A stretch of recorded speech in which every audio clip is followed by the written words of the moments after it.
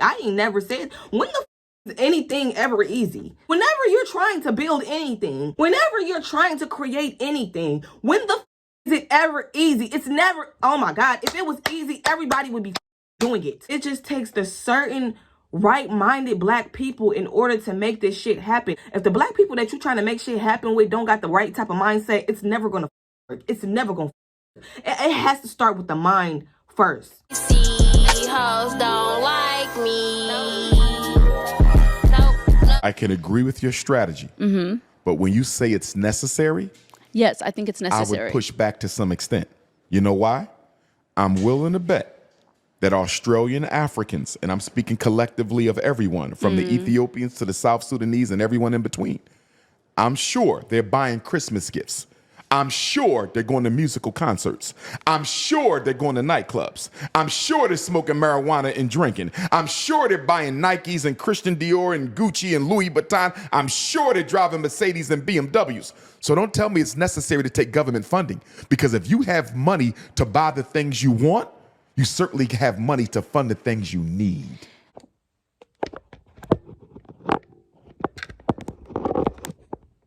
Okay, so I was recently watching an interview with Dr. Umar Johnson. I watched the majority of the video, but I didn't fully get through the entire video. So I wanted to get back and rewatch the video and react to it, because here's the thing.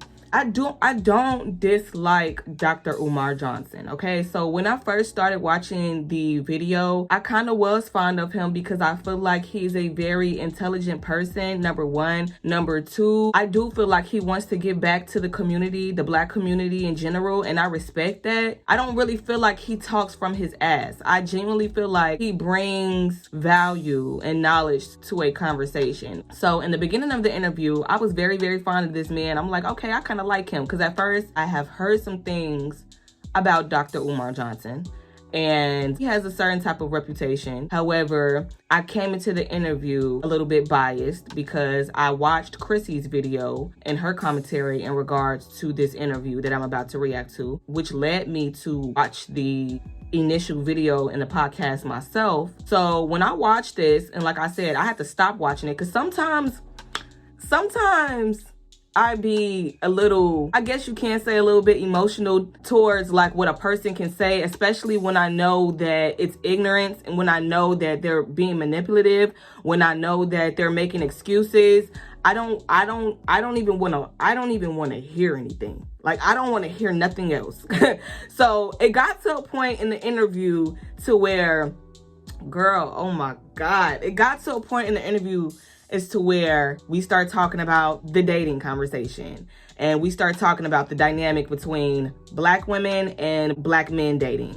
And he wants to bring up the snow bunny and how the snow bunny will basically, because of the fact that the black men is oppressed, they don't have the same, I don't know, opportunities as everybody else.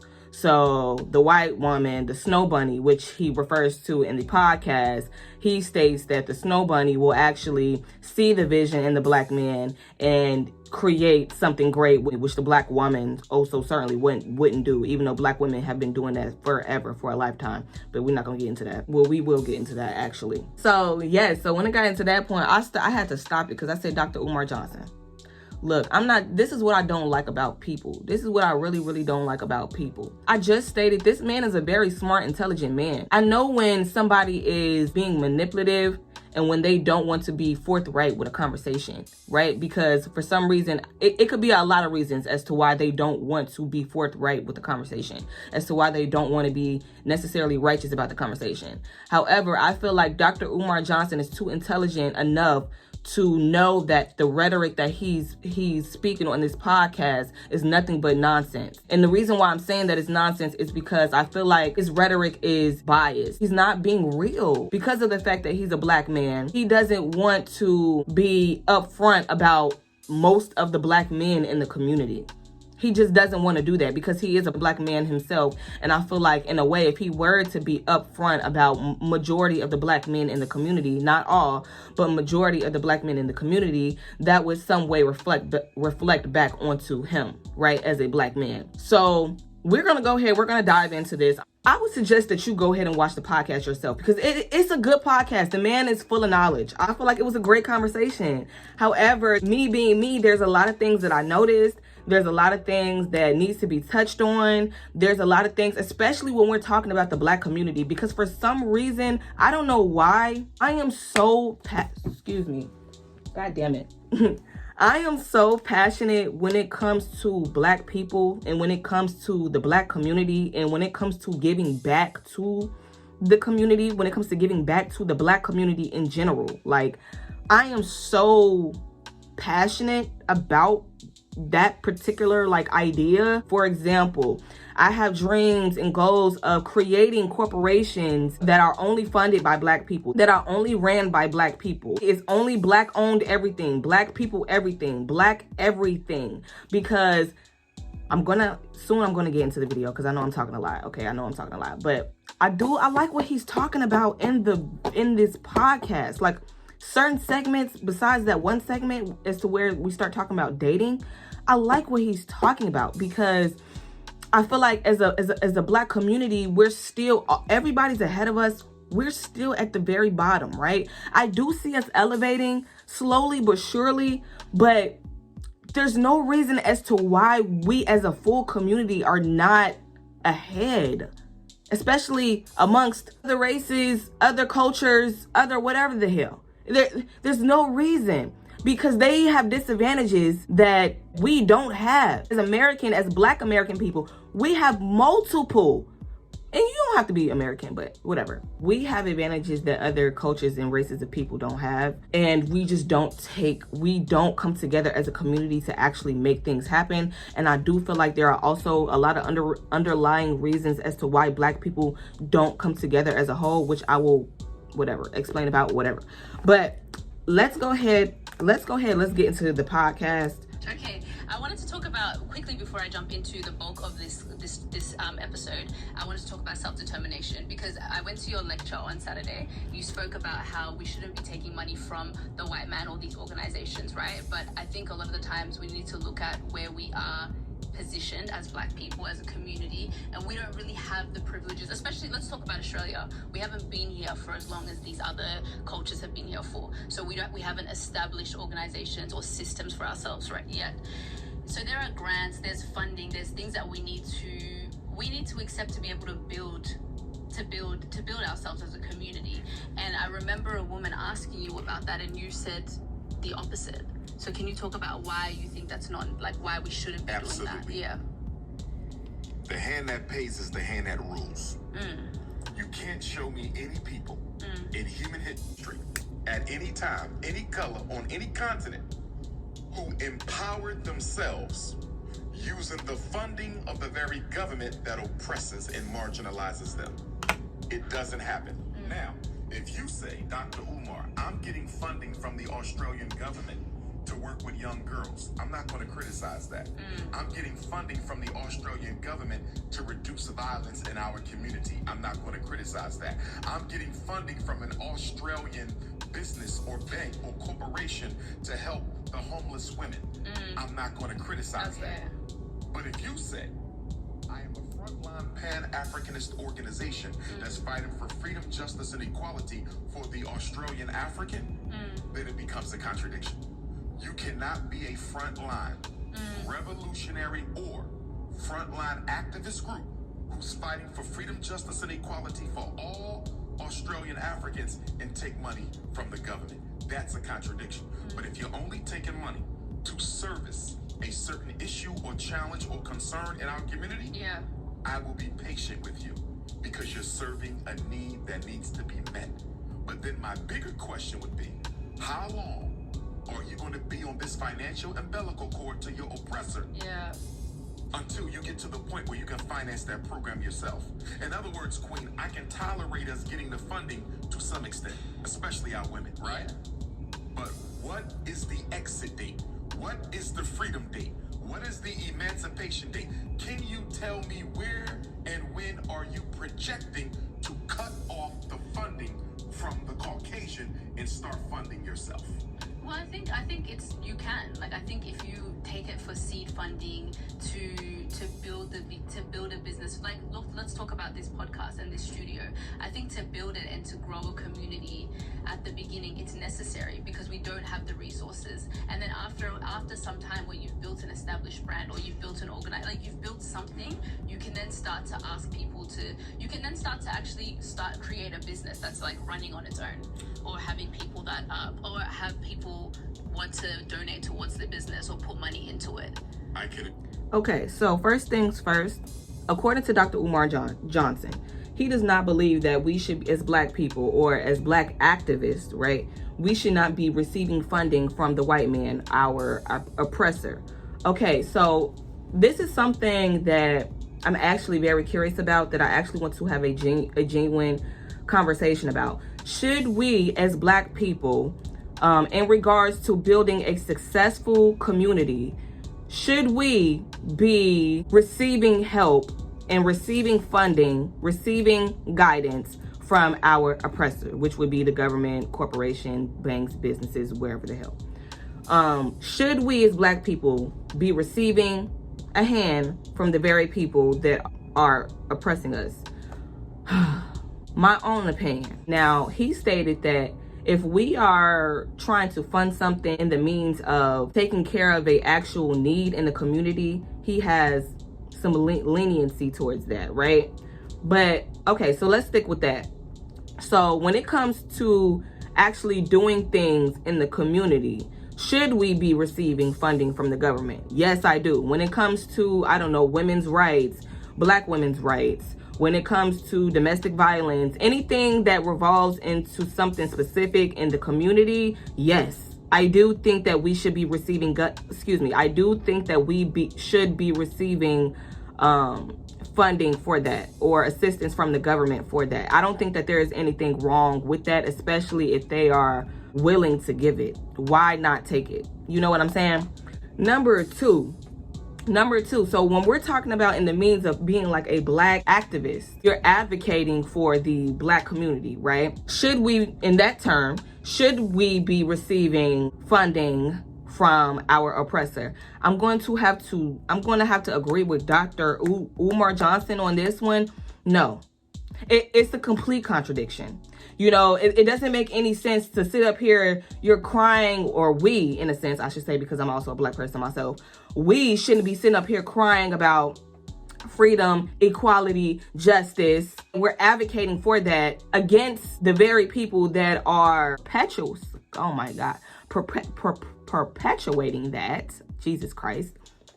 It's almost like, okay, it's almost like you being it's almost like, because this is the best thing I can think of in my head, an analogy of as to where you're in a domestic relationship and you're basically advocating to leave the relationship. However, maybe this is not the best analogy. However, you're still asking for money from your abuser. You're still asking your abuser to help you heal. You're still like, it doesn't make any sense. This is the person that's abusing you. You have to do all of these things for yourself. So you're going to have to actually leave the entire fucking relationship. Don't be looking for nobody to motherfucking take care of your motherfucking ass. You're going to have to take care of your goddamn self and do the healing for yourself. Don't seek it from nobody else. Do it for yourself so that therefore you can become a new transformed individual. Does that make sense? I hope that makes sense. That was the best analogy I could come with. So it doesn't make sense to be sitting up here asking with your hand out if these are the exact people who are perpetuating the oppression that we are advocating against. That's my whole point. So I do agree with Dr. Umar Johnson on that part. Agree with your strategy. But when you say it's necessary, yes, I think it's necessary. I would push back to some extent. You know why? I'm willing to bet that Australian Africans, and I'm speaking collectively of everyone, from the Ethiopians to the South Sudanese and everyone in between, I'm sure they're buying Christmas gifts. I'm sure they're going to musical concerts. I'm sure they're going to nightclubs. I'm sure they're smoking marijuana and drinking. I'm sure they're flying Nikes and Christian Dior and Gucci and Louis Vuitton. I'm sure they're driving Mercedes and BMWs. So don't tell me it's necessary to take government funding, because if you have money to buy the things you want, you certainly have money to fund the things you need. Facts. what if we're not doing both? I don't think there are people that are going clubbing. There can be people that are going clubbing and there can be people that are not going clubbing and putting money towards their passion instead, but don't have enough funds to do that. I'm sure. Yes. But I'm speaking as a community. As a community. Because we should act as a community. And listen to this though. As a community, unfortunately, we're not seeing I feel like it takes us a while to see each other as credible. We don't put money into ourselves until we get to a certain point. We don't do that. So if it takes taking money from funding bodies to do that and to build, and then going to the community, then that's what it takes. But here's what I want you to see. I want you to recognize that in your argument, when you say necessary, it's not necessary. It's because we don't prioritize what we need to be doing that it becomes necessary. In other words, if the Australian African community wanted to fund itself, we could. We choose not to. And that's why you're getting the funding. So the funding from the government is a consequence of the fact that we're not prioritizing Black excellence. That is true. There's nothing, I ain't gonna lie. Let me snap for that. This the type of shit that I be talking about, bro. This the type of shit that I be trying to tell my fucking family. Oh my God. This the type of shit I be trying to oh my Jesus Christ, excuse me. This is the type of stuff that I be trying to tell people that I know in real life. It's not like we don't know Black people with money. We can come together and create something of our own. There's no excuse. I remember having this conversation with my mom. I was like, Mother, we could literally all come together and create, because my mother, she's a CNA. I was like, we can all come together. Because here's the thing. You know how in the CNA industry, in the nursing industry, in the health industry, in that department or whatever, there's mostly women, especially in the CNA department. There are mostly women, especially Black women, who are the majority of that department. They take up the majority of that field. So I was like, the only conflict here is that there are white people at the forefront of this. So if we were just to come together to fund our own nursing home, there's already Black people in it, then we would just have to, take the necessary steps in which we need in order to fund our employees. I know it sounds simple. It may not be easy, but it's simple though. Everybody else has done this already. Including the Africans. So I'm trying to figure out when it comes to Black people, because I was having this conversation with, my mom or whatever. And she was just creating all these excuses of it's not that easy.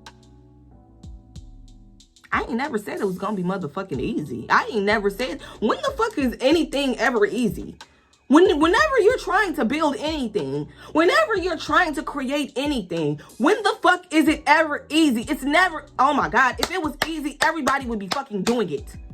It's not easy. We know that. The fuck? I'm trying to motherfucking do the shit that's not easy so that therefore it can be easy for the next generations to come. The hell? Do you not get what I'm saying? I understand it's not going to be easy, but let's take the necessary steps that we need to take. It's not like we don't know Black people with money. We can come together. We can make a mutual agreement. And like I said, everything is not easy. You may come across hurdles, obstacles. People may fall out. That's normal. But still, the goal is the goal.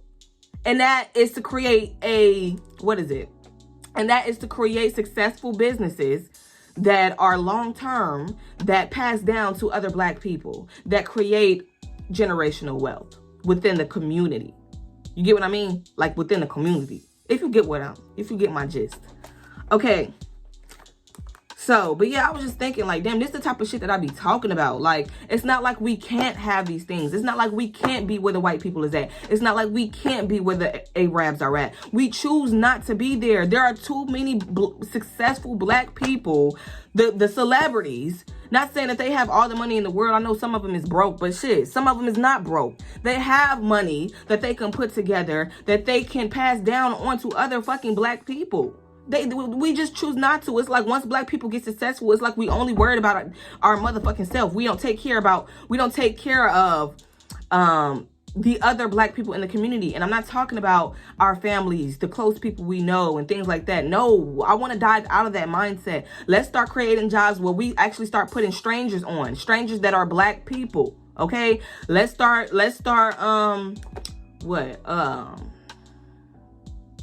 that's really what it is. Like, I really just want to put other black people on. Like, I want black people to be a successful community as a whole. Like, I'm tired. I don't want us to be known for poverty. I don't want us to be known for Section 8. I don't want us to be known for, food stamps and things like that. Like, I don't, because I feel like we're better than that. Like, we are. Like, there's nothing you can fucking tell me. Like, we are.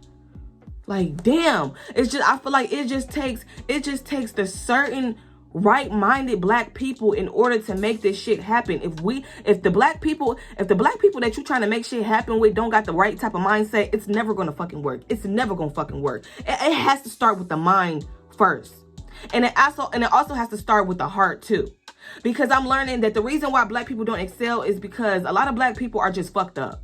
Like, a lot of black people feel like, because I know I'm all over the place with this, but what I'm trying to say is, like, a lot of black people are not moral. A lot of black people don't like to share success.